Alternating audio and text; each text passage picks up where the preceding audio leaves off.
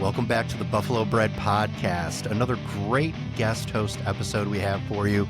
We are 1 week away from the NFL draft. Speculation is high as it could be for the Buffalo Bills and how they're going to address their roster situation for 2026. But before we get into any of that next week with JJ and some of our friends of the pod for our annual Friends of the Pod mock draft, we've got one more guest host episode we wanted to do, a vibe check, if you will. For those of you who joined us in 2025, we introduced one of our better co-hosts here on the show, Michael Kujawski.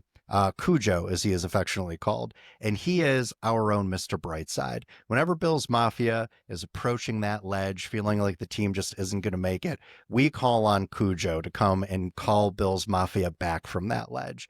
He's always very in tune with the energy of the team, the energy of the community, and he's been a lifelong Bills fan. He gives some truly unique takes about this team, and before we get into the nitty-gritty of the draft, it just felt appropriate to have him on and do a quick vibe check for where the Buffalo Bills are headed and what feels like a transitional season. Cujo, welcome back to the pod. It's great to have you here, man. Thanks so much, Dan, and I hope I can only live up to that intro. That was phenomenal, sir. I'm going to have to hire you privately just whenever I need kind of a pomp and circumstance moment like that. That was incredible. Thank you. Speaking of hiring someone to do your intros, real quick, we didn't talk about this, but we always give our podcast guests an opportunity to talk about any other side gigs that they are on. And you are actually, and this is going to factor into the pod later on, so it's good to set this up. You are a trained professional musician. You play gigs for a living, and you can be booked for your talents and your skills. So why don't you real quick tell the people the socials and the emails that can reach out to you if they want to get Cujo music at their next event. Thanks, Dan. Yes, I go kind of by the brand moniker Cujo Music, one word, Kujo Music. You can find me on Instagram. And I got a YouTube channel with a bunch of videos, and my website, kujomusic.com, has lots of resources for musicians that are bassists and those that are not. You can, if you're having trouble falling asleep, you can read my graduate thesis on there. And of course, I am a freelance musician. I play all kinds of music. I also do a little talent buying on the side. So if you need a recommendation or help, kind of planning anything, a catch-all creative under that umbrella. So great. Thanks for the plug. And it's been awesome to be back in Central New York. Awesome, man. I'm glad to hear it. And again, Cujo Music, hit him up for all of your entertainment booking needs. The man knows what he is doing. So, Cujo, you also know what you are doing when it comes to our beautiful Buffalo Bills. So last season didn't end the way that we wanted it to. And as a result, this is a team in a little bit of transition. New coach, new role for Brandon Beane, completely new defensive philosophy, and there's going to be a lot of new pieces on this roster. You have been a lifelong Bills fan, right? So we wanted to bring you on to get your take on what feels like, since for the first time since Josh Allen was brought on board as our franchise altering QB, this feels like the first real moment where this team is going through a rebuild under his tenure. So it made sense to bring you in because, dude, you've been a Bills fan, I think, as long as I have. Like, we both have that lifelong thing next to our moniker when it comes to being a Bills fan. So why don't you re-educate some of the folks at home about how you got turned on to this team, your connections to Western New York community, and your love for the Buffalo Bills? Well, that's an easy one. I was born in Rochester, New York. And if you're from the Northeast, you know that Wegmans is the greatest place on earth. And my earliest memories were seeing, like, at the back of the checkout aisle, like, Squish the Fish when we were playing the Dolphins. And I remember just getting revved up as a kid, just with it was more friendly rivalry than, and of course I owe it to my father, who himself comes from a long line of Bills fans. He lived in Batavia. I went to a million games, and, more on that later. But I have managed, even though I traveled the world doing cruise ships and was in and out of the country for no joke, 15 years, I made a game every year somehow. And that was huge for me to kind of stay connected. But there was nothing more exciting than working hard for months at a time, being gone away from America, and then coming back and going to a Bills game. the tailgate with with your people, Dude. like it's the sweetest. You go without something for long enough, it's that much sweeter when you get it. And so, Bills fans, when things get dark and when they get frustrating, just like how blessed are we that we can still go to the games and we still have the Bills and they didn't move to whatever Canada or whatever the heck was going to happen there. Uh, Toronto, yeah. so Dude, yeah, this is why we that's the this is backstory. yeah, man, this is why we bring you on the pod, right? Just that whole thing about like your love of the Bills starting with violence and then the very chill zen like walk up that you did right there to, hey, listen, man, no matter how much it snows, no matter how many feet of precipitation our area gets, isn't it a great way of the Bills? This is why you are Mr. Brightside, and we bring you in specifically in moments like this, right? Because as we've alluded to, this is a team in transition, and for many Bills fans who maybe don't remember the dark times, right? Coaching changes were a thing that we went through fairly regularly.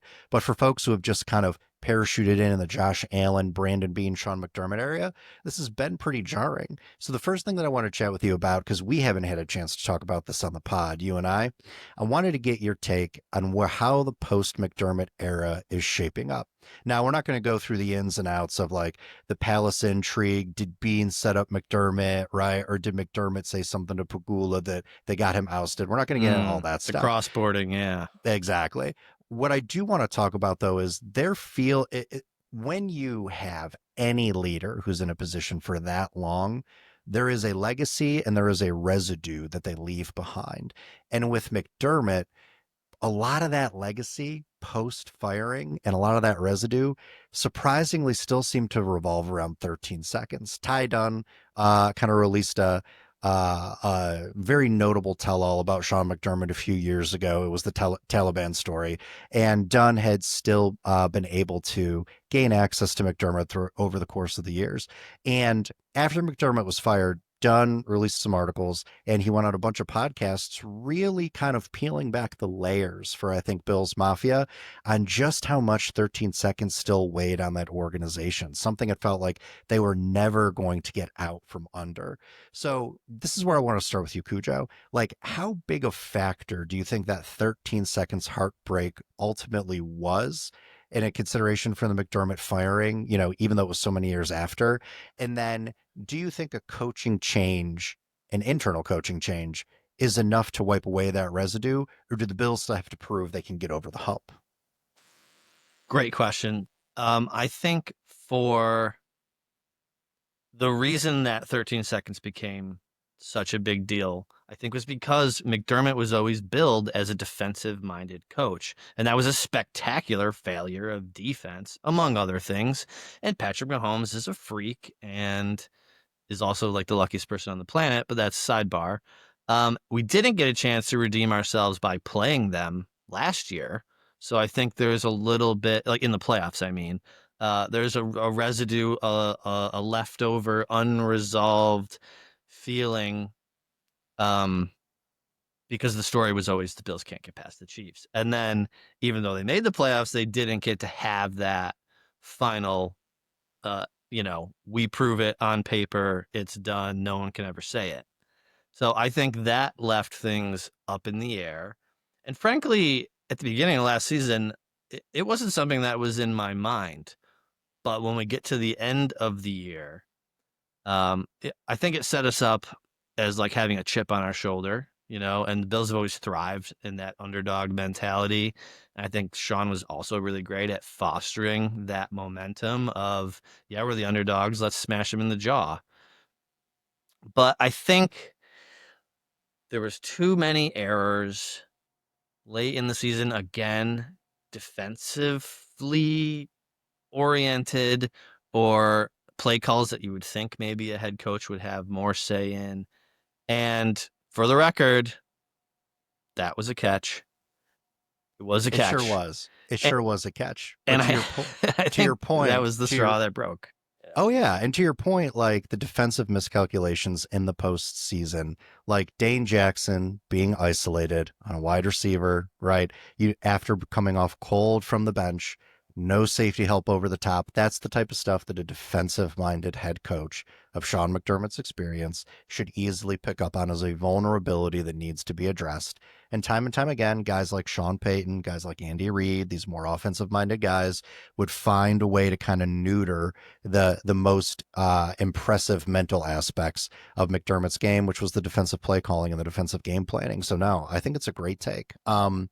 I it's interesting. Whenever we would come to a big game, Cujo, and I don't know if you felt this as a fan or not, I'd be interested in your take on this. It always felt like the team tightened up. And I always assumed it was because, McDermott had a reputation for being a more conservative, stern type of like, he'd kind of go into shut in mode during really big, high leverage moments and the time leading up to that. So I thought, well, McDermott is tight. The rest of the team must be tight. Now I'm starting to think that not just the organization, but it bled on to the players on the field that 13 seconds, because of how devastating that was, seemed to seep into the mentality of a lot of the players that were there for that. And the Bills and Trey White and Josh Allen, Deion Dawkins, I believe Spencer Brown was a part of that game, Matt Milano, right? All these guys, the core of this team, like experienced 13 seconds, and they were probably carrying that baggage too, right? Like, do you think that's accurate? Do you think it was not just the organization felt like they never come out from it? I got the sense always that the players were carrying it with them too. I think that there's no question there. And whether they knew it or not, they were. A lot of times we're carrying around stuff that we don't even realize until something triggers it or someone sticks a knife in, and then you realize how hurt you actually were. That's so true. And, we get big feelings around football because, especially here in Western New York, we care so much, right? And that's where all of this comes from. That's why we're doing this right now. If it's from a place of love, and that's where the passion comes from, and that's also where the heartache comes from. It's that balance. But of course, it haunted them. And then the danger is if you don't remain positive and have a strong mental game, which, guys like McDermott did talk about, and maybe they didn't do enough to put that into practice. But if you don't remain positive, it can become a self-fulfilling prophecy. I recall we were playing Kansas City after that regular season, and the Bills are up 2 scores, and correct me if I'm not remembering this right. And there was and Kansas City was on the field, and there was a shot of Josh on the bench, and someone made a joke that was like, the look on his face, the meme under it was like, he's sitting there figuring out if there's any way that Patrick Mahomes can score 2 touchdowns in 1 drive. Like, Yeah, because no, it's just like, because good. that would happen, because there has just been that black cat kind of nagging, lingering malaise, like whatever intangible kind of bad luck things that happen. And I think the point is that's going to happen. There's going to be anomalies. There's going to be bad luck. There's going to be bad calls. But we can't be in a position where we can't afford those things to happen. And like the Denver game, that's exactly it. We couldn't afford those things. If we had a beautiful lead, if we had, some more confidence in some of those defensive movements, it wouldn't matter. It wouldn't come down to that catch. It wouldn't have mattered if it was a catch. And that, I think, is where also Sean is a little bit responsible, or a lot of it responsible. Yes, I would agree. And that brings us to an interesting moment now, because we are shifting away from that era. Whatever the residue of 13 seconds was, whatever you want to say about McDermott's leadership and coaching style, the man was obviously well respected. And the Bills have kind of awkwardly walked, even as charming as Joe Brady has been in some of his off-season interviews, the Bills have walked this very awkward line of, we love Sean McDermott. He brought us to where we are today, and we respect the hell out of him for it. But they are also simultaneously alluding to the decision to draft Keon Coleman as a coaching decision, the need to shift around a lot of defensive philosophies because the current philosophy had aged out and wasn't working, right? And that's always an awkwardness that you get when you're talking about a leader that has a legacy that's as long as McDermott's is. There's always going to be stuff, no matter what, because their fingerprints are so onto everything, there's always going to be a legacy that it looks like you're undoing, right? So that's kind of what I want to get to now, because now we got Joe Brady. And Joe Brady, for my money, is the opposite of Sean McDermott. He, in a lot of ways, is kind of like you. He's his own philosophical Mr. Brightside, right? He brings a very positive energy to the table. He's got this great cerebral game that he brings when it comes to offensive scheming, but he seems to be someone who more easily connects with people, connects with the players, and seems like he's building some really strong relationships inside and outside the organization and that community. So, give me your thought, just generally, really quick, on the shift in energy that you have seen going from someone like McDermott, who was respected but was basically giving you a sermon every Sunday, to someone like Joe Brady, who we don't know how he's going to operate on the field, but all indications is he is someone right now who is going to bring a much more, I guess, for lack of a better term, player friendly approach. Well, I think something something had to give, and I'm wondering what the threshold was. Was that threshold already determined before that catch? Was it Super Bowl or bust? Was it get to the game and we're happy with that? One step past the championship. I don't know. Certainly, everyone felt that we were out too soon, and we saw ownership, have kind of an emotional reaction that all of Western New York was feeling, I think. And so it was good to get it out there, but it was heartbreaking at first for me to see some of the player reactions, especially the ones that were close to him.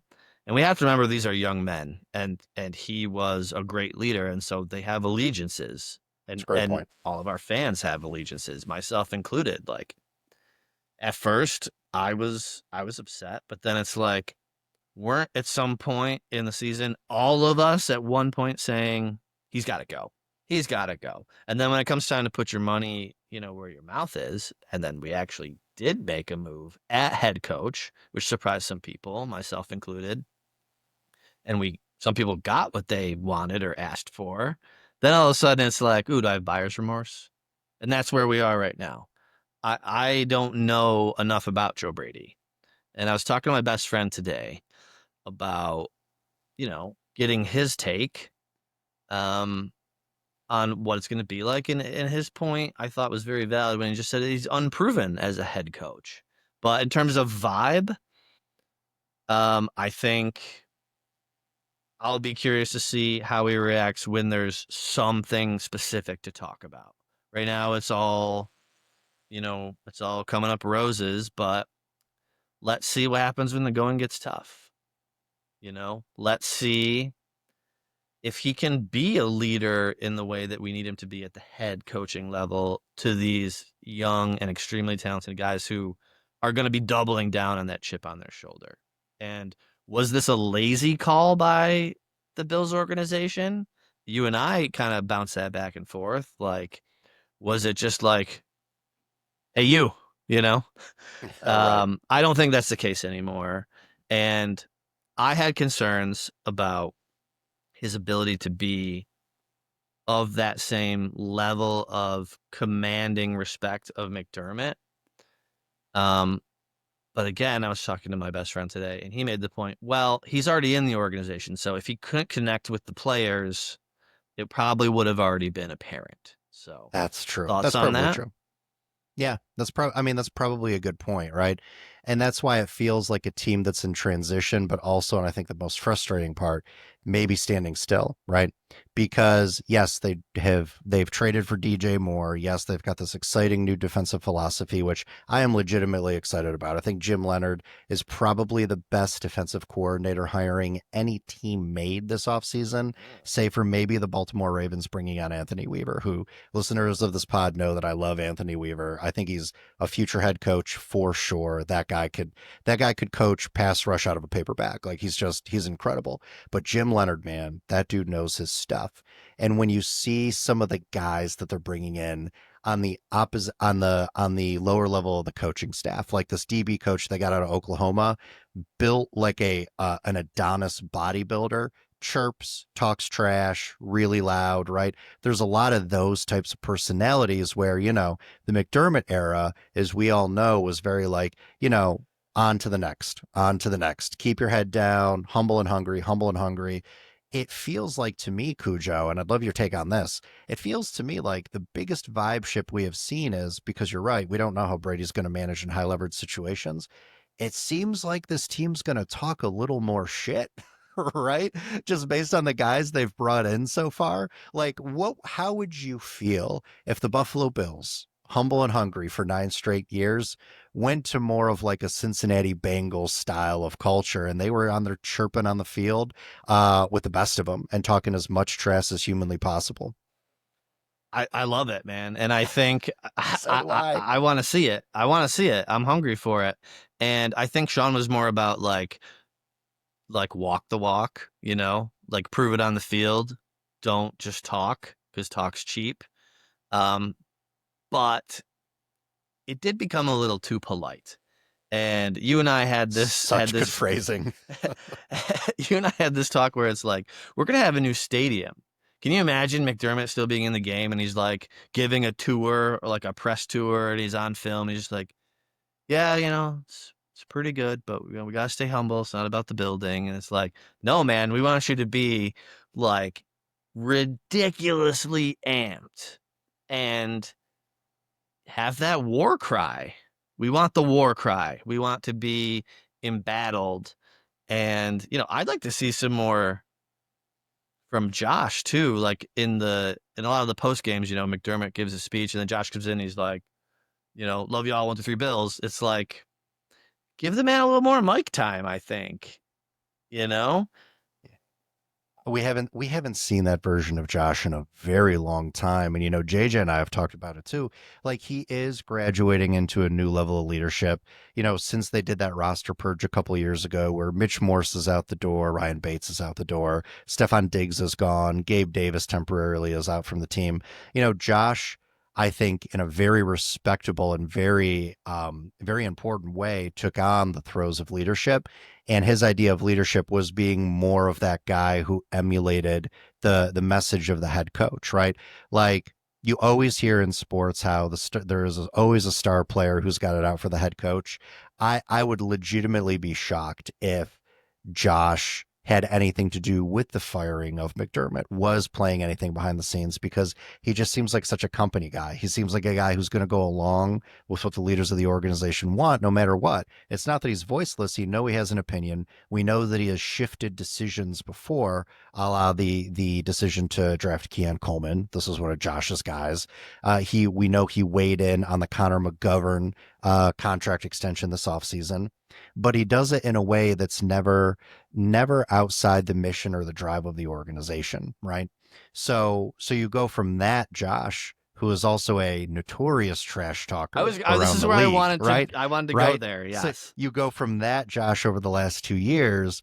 Do we get a little bit more of trash talking Josh? The Josh who's like, I love that shit. I love that shit. After someone buries him in the sideline as he tries to scamper to the end zone, right? Yes, I because would like to see more of that Josh come out, because it just seems like the team rallies around that in the best possible way. it's also a perfect metaphor for the culture of Western New York. It's Rust Belt. It's taken its fair share of beatings, but it gets up every time and says, let's go. Let's keep going. Like the resiliency of, first of all, living through a winter with 140 inches of snow, right? Like what we just did. That's resilience building enough. But, you know, people around here, and that story is not unique to just part of the country, but there is that mentality, that blue collar mentality, of hard work and grind. And so I think that's part and parcel of what people get fired up about of Josh. And you are right. And maybe I'm only realizing this now is we were missing that on you catch the hot mic clips, right? You'd catch when he's mic'd up on the field, but not necessarily in an interview and not necessarily like on a talk show or post game. And it would be nice to maybe start acting like you're not the underdog all the time. Yes. Oh my God, yes. Like act like you are built like a human tank with the engine of a puppy. You know what Act I like mean? you Like got Josh Allen. bring that energy, the energy of a Doberman Pinscher puppy that is running rabid through your house. That's the Josh Allen we all know and love, right? So, no, I am very interested to see not just the culture shift, but the energy shift with what Brady and this coach, it's a very young and exciting coaching staff, and what they're bringing to the table. So, you had alluded to something that I want to transition to, Cujo. You had mentioned that we're getting a new stadium. I am well aware of this because I have tried to get my PSL for the stadium, and unfortunately, my fun reservation number or whatever just hasn't come up yet. So I'm still waiting for my Buffalo Bills season tickets, and probably will be for the next millennia or so. But we are bringing out a new stadium, and it would be malfeasance as a host on my part if I did not take advantage of some of your musical expertise. So for the past couple of years, the Buffalo Bills and Old Highmark, the Ralph Rich, whatever you want to call it. They've been playing Mr. Brightside by the Killers at the end of games, or right around the third, fourth quarter of games, where it looks like the Bills have one locked up. It's kind of their victory anthem, a supplement, if you will, to the shout song that we know is the Buffalo Bills' true theme song. It's a new stadium. And listen, I'm a millennial. Mr. Brightside, that is a generational anthem. So there is no shade coming for Mr. Brightside. However, it is a little bit of a weird song, right? When you're out there singing the lyrics and, before you hit the chorus, you're like, oh, what is this song about? Yes. So, new stadium, new energy. You are a professional musician, sir. Give us your professional expert opinion. Should the Bills keep Mr. Brightside as their supplemental anthem to shout, or with the move to New Highmark, is it time for a new musical tradition? Well, I think the answer is both. You can't get rid of Mr. Brightside, just like you can't get rid of Shout. And to me, Of course. Shout is goated. Shout Oh, is God. goated. I mean, I remember being in New York City, Bills Backers Bar, 42nd and 7th, and they would hire a DJ, and when we would score, like they'd play Shout, and like 2 blocks of New York City would go nuts. It was just like the greatest thing. And Mr. Brightside is, the etymology of where it came from. They were at a wedding, right? And it kind of became virally a part of the culture. But you're right. When you start getting down to the core of the song, and words are very powerful, especially when they're being broadcast to so many people, the content of that song doesn't match the vibe. No. The sing along anthem matches the vibe. Like there's certain like phrases in that song that's like really engaging and fun to sing. But we need something else. We absolutely need something else. And I'm going to go one step further, Dan. I'm going to surprise you with this one. Seven Nation Army needs to go too. It's not big enough. Ooh. It's Oh. not big Oh. enough. They're not playing the right part of the song. Okay. It needs I all the love this power version of you. chords. It needs not just the bass drum and the, oh, no, man. Come on. We got arrangers out there. We got orchestras. We got the wall of sound. Okay. If we want to use that song, great, but let's arrange it. Let's make it modern and big and large enough to get people amped up. I don't think the last couple of years when they played that song, it had the intended effect as it did when that song came out and everyone was pumped about it. And it's like Seven Nation Army, that sounds pretty badass. Like that matches the vibe. Mr. Brightside, I'm sorry, everybody, it doesn't. Okay. It's a dark song. I will Dude. offer up to the Bills caucus, if you will, for consideration Those About to Rock, AC/DC. Oh, nice. Oh, you see this again. Buffalo Bills hire Cujo Music to do all of your game day I'm musical ready. I don't know arrangements. who's doing music direction over there, but let's talk. Let's This have a is this is not a conversation. Yes, this is not a podcast. This is now a job interview, Cujo, and you're nailing it. You're Well, nailing it. I'm That's a gonna great I'm gonna pick. keep going then. So Those About to Rock, the part where he goes, Those About to Rock, fire. And then pyro, obviously. Huge pyro, you know, like Tomorrowland pyro. And then again, arrange it. And, AC/DC's touring. We can get him, right? Let's get him for opening day. Oh my God, sir, sign me up. Yeah. Sign me up for How do all we of make that. that That's happen? We know great. some people, right? We're in the biz. We can make some We can calls. figure that out. Yeah. Yeah, we can figure that out. So No, that's dope, my take. dude, That's dope. my take. That's a great take. All right, real quick here because we have a surprise special guest that we've alluded to. We We want to did. bring him on. But real quick, we've done this with all of our guest hosts. 2026 vibe check. Give me some of your predictions. Where do you think the Bills go? Final record prediction, and then do the Bills make the playoffs? Definitely make the playoffs, no question. If we can tighten up and not lose the silly games, I think we could get away with 4 losses. Honestly, based on the additions that they've made, based on I think people were saying, oh, it's their last chance last year. That's nonsense. But this is the year. You got a stadium, you got new leadership. There's no more excuses. And I believe that there's a firm difference between reasons and excuses. And there is no room for either anymore. It is time. And we will see how far that goes.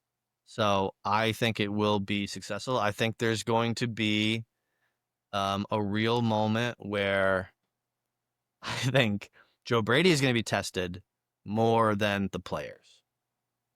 Yeah, I think that's true. I mean, we haven't seen him do anything outside of coordinator level stuff in high leverage moments. And listen, that's the piece of the job that it took McDermott the longest to get, right?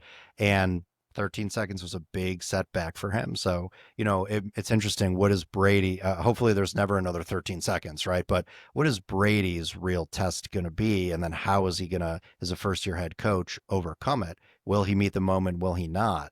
Early on, McDermott failed to meet the moment, several times and was able to grow from it. Is Brady going to be given that same leash? So, no, I think that's a very reasonable thing to check. The pressure does feel squarely where it has felt like it has been on Josh because he's now age 30 season. You know what I mean? There's some anxiety about his age, his play style. It feels like the past couple seasons, the pressure has been squarely on Josh. It does feel like it's shifted more to the organization with Bean and Brady in particular because of the way this McDermott thing shook out. So I actually think that's a great take. I think it's a great take. All right, man. Are you ready? Are We're you ready ready. for our second special guest? So Absolutely. I'm gonna let you intro him. We are bringing your dad onto the podcast. You come from a long line of Bills fans. And as we are transitioning to New Highmark Stadium, we wanted to reminisce with Cujo Sr. about one of his favorite memories from old Highmark Stadium. So do you want to intro your dad real quick and get him on here? We can talk some Bills history. Yeah, I would love to. So I'm where every 40-year-old loves to be, their parents' basement, right? So we got the mobile setup here. We got the fireplace. So like I said, even though I traveled a lot, my dad and I got to go to a game, I think, every year without fail. Um, so I owe a lot to him, and he's from an era where they got to get away with a little bit more. And Dan had the idea, since I said, hey man, we can record this day, yada yada, but I'm actually gonna be on the road. I'll probably be at my parents' house. And he said, why don't you have your dad on? So this is the moment, ladies and gentlemen. The original Cujo, Michael Kujawski Sr. Very nice. I'm I gonna will give him the cue an applause cans. track. All right. Yes, give him the cans. Bring him on. Hello, Dan. Hello, sir, Mr. Kujawski. How you doing, sir? Call me Mike, please. Oh, absolutely. Mike, it is great to have you on the pod. And thank you for lending your son to our efforts here to continue to entertain Bill's Mafia. We are stoked to have you on. So you are, as Cujo set you up, a lifelong Bills fan, Mike. And it would be, again, malpractice as a podcast host if we didn't bring someone with your level of ingrained history into the Bills to come and chat about the team. So we are shifting, as everybody knows, to New Highmark Stadium next year. But everyone that is a Bills fan, they've got a story. They've got dozens of stories about some of their greatest moments, usually of debauchery, lots of times in losing efforts, right? Of stories that they had going to a Bills game. So really quickly to wrap up here, sir, we would love it if you would share with our listeners at home one of your favorite memories from old Highmark, the Rich, the Ralph, whatever you want to call it. We'd love to hear it from you. Awesome. Thank you. I'm flattered to be here.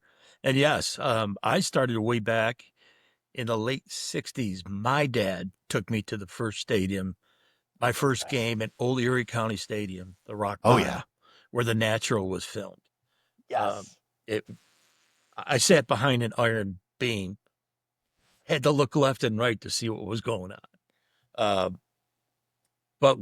And I was thinking about preparing for this, and my first event at Rich Stadium wasn't actually a football game. It was Summerfest 1973 with Jesse Colin Young, Carlos Santana, and Crosby, Stills, Nash and Young. My first What a time lineup. attending Rich Stadium. Yeah, unbelievable. I never hear these stories, by the way, unless he's telling somebody else a story like that. He's off script. It's an incredible story. Sorry. That's awesome. You're sharing this memory with like 600 other listeners right now, wow. Cujo. So there you go. All right. So a real memorable game from back in the day from the Rich was September 1980. Miami had beaten us 20 games in a row. 20 games. And it was a beautiful September day. My buddies and I, my brother included, we grabbed our motorcycles and we roll up. It's like 45 minutes from Batavia. In between, Transit Road in Buffalo, jams. We're riding between the lines, roll up there. And there was no gear. We didn't wear gear. I mean, we wore whatever we needed. We might have had a hat. You go up, gear wasn't available. So we roll up to the stadium on our bikes, and if you on the 20 side of the stadium, on the left side, there's a long fence along the gorge that people used to cross through. And that's where you park your bike. You roll right up, lot 6, cut over, no hassle, no pay. Rolled right up, and you might grab, there was a 7-Eleven across the street you couldn't even get into to buy a beer. Jabbed. So beautiful day, 70s. We're our Bill's side, about the 10-yard line, lower bowl, scoreboard side, and we're our love and life. It couldn't be anything better.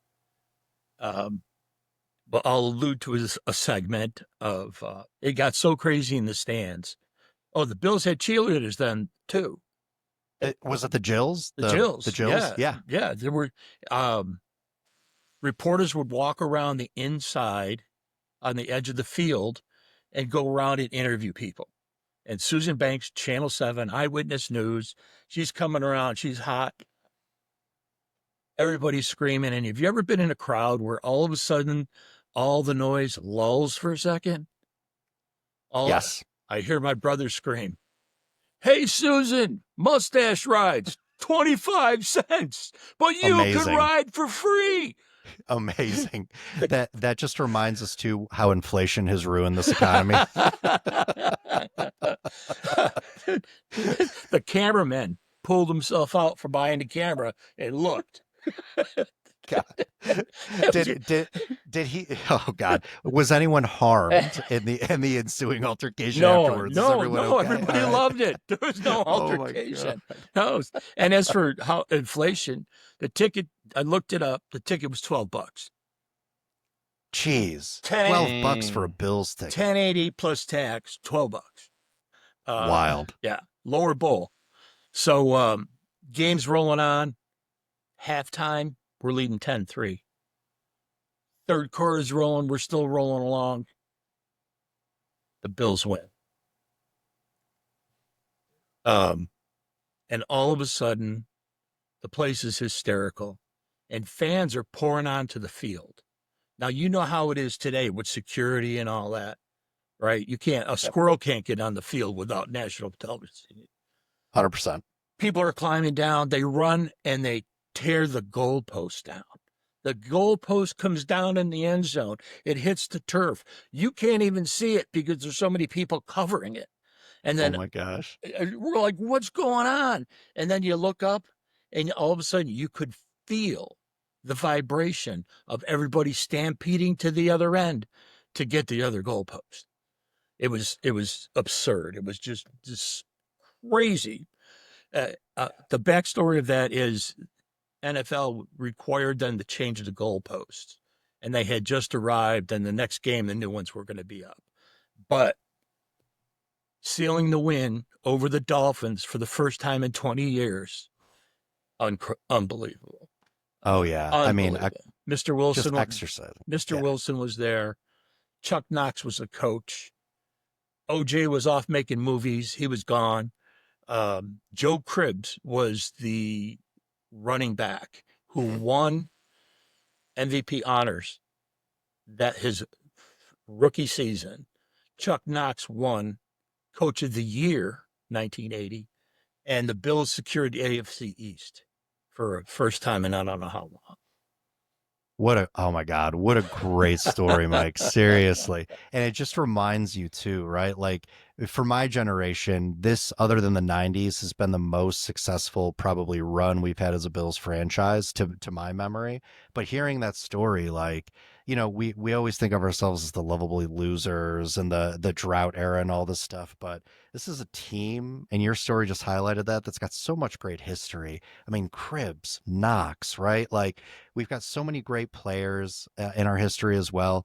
There are, like, it just makes me realize there's never ever going to be another team I want to root for. I don't want to root for a franchise that didn't have those guys play on it. You know what I mean? And we're connected to something so much bigger than just this era of Buffalo Bills football or the 90s Buffalo Bills era, right? There's this incredible history and through line that really connects it all. And I really appreciate you bringing that story in for our listeners too, so that they could feel some of that connection as well, sir. Thank you. My pleasure. Thrilled to do it. Excellent. We're going to have you back. We're going to have you back on for more stories. As long as they're as good as that, we're going to have you back on. I got a box full. Yeah, I cannot wait. You know what? Maybe that should just be a mini series of the pod, right? Story time with Cujo Senior. I think this is a new segment. With the Cujos. The Cujos. Hey, before you go, Dan, you've shook my hand before, right? Yeah. Yeah. Check this out. No way. That, like, you got to filter on your camera. Get out of here with that nonsense. Don't hack my podcast with your technology. That's crazy. Get out of here. That's wild. Oh my God. I'm self-conscious for you now, Cujo. That's crazy. That's crazy. Again, sir, thank you so much for joining us. We appreciate it. Cujo, we appreciate you joining us for the pod as always. And you listeners at home, hopefully you enjoyed it as well. So please like, share, and subscribe wherever you get your podcasts. We are on YouTube, Apple, and Spotify. And as always, go Bills. Go.